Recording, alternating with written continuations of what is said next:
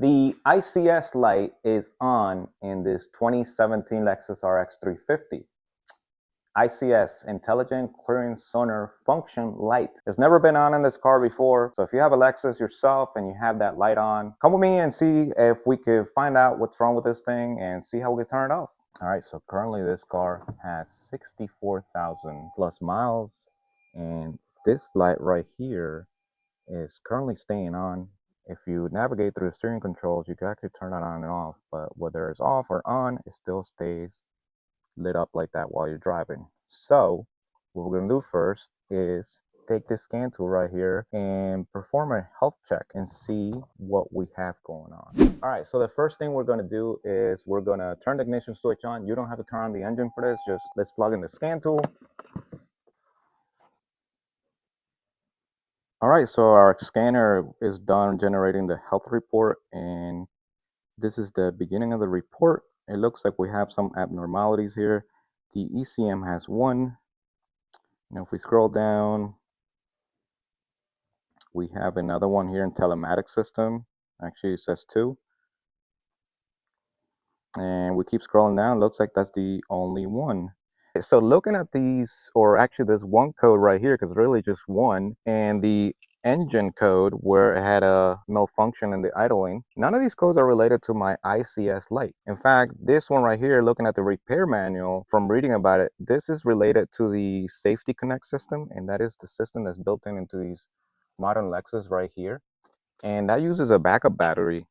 And in case that you didn't know, that's actually what that means when it says low auxiliary battery. That means there's an actual battery aside from the vehicle's battery that keeps that system active. So that's telling me that that battery is low on voltage. I should be looking for that battery and replacing it, but I'm going to take care of that some of the time. Today we're trying to figure out why this ICS light is on, but most likely, I'm telling you right now, I think it has to do with the fact that the car battery is no good. So we're going to pop the hood right now. I'm going to check the health of that battery. It's not even 4 years old yet, but we'll see what the health of the battery is. We're going to pop the hood, and we're going to come over.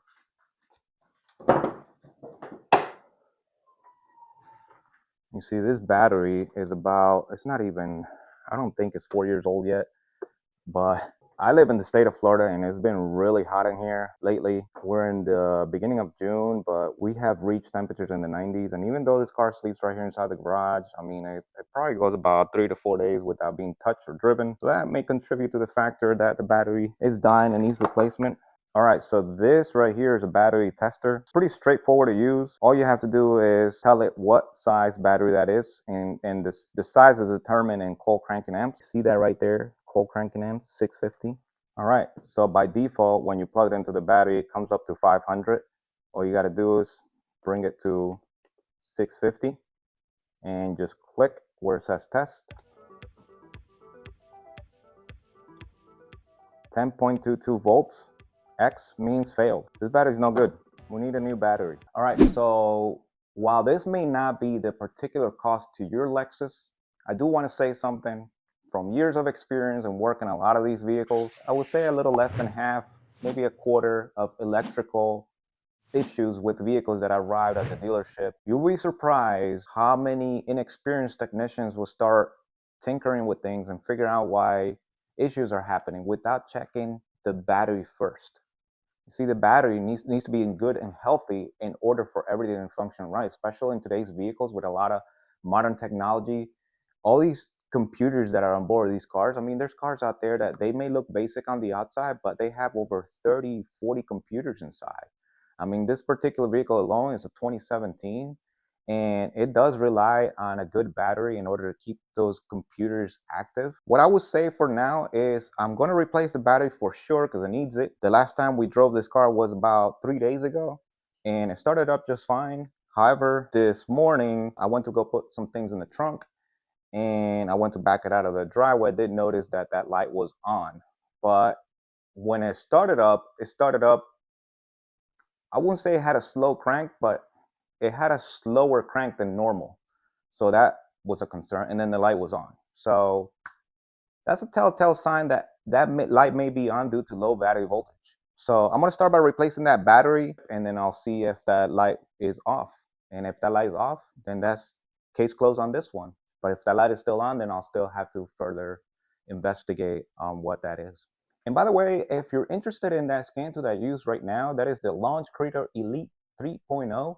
And that is a good scan tool that is actually tailored for Lexus and Toyota. So if you want to look at an in-depth review of that, click on the card right here, and that'll take you to that video where I created an in-depth access of what that scan tool could actually offer you. So for now, let's go ahead and just get that battery replaced, and we'll report back on our findings.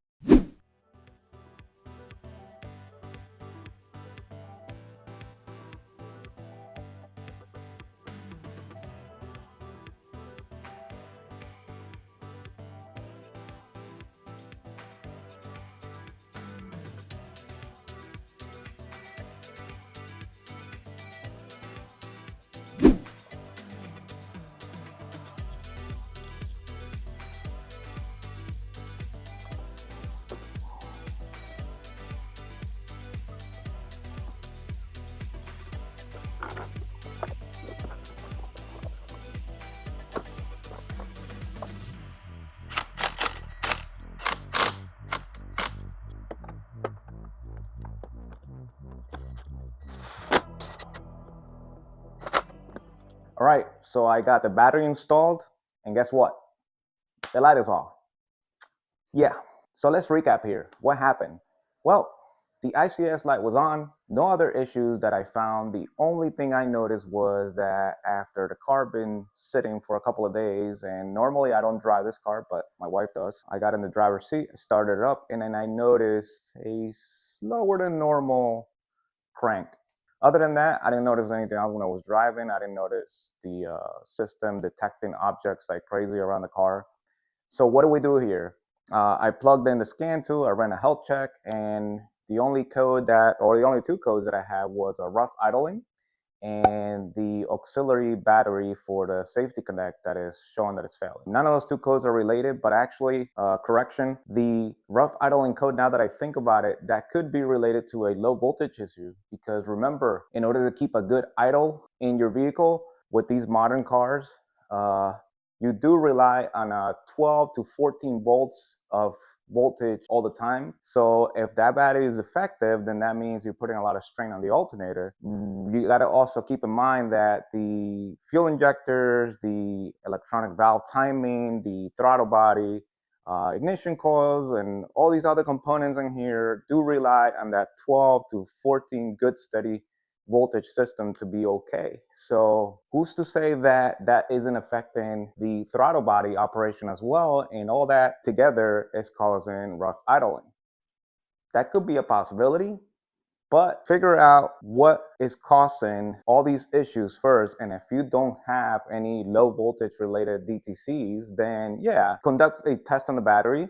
And if the battery is okay, or if it's good, then check your charging system, which I also did off camera, by the way. And in this case, it was just the battery. Overall, the car is now good. I replaced the battery, spun it around the block, and everything's working just fine.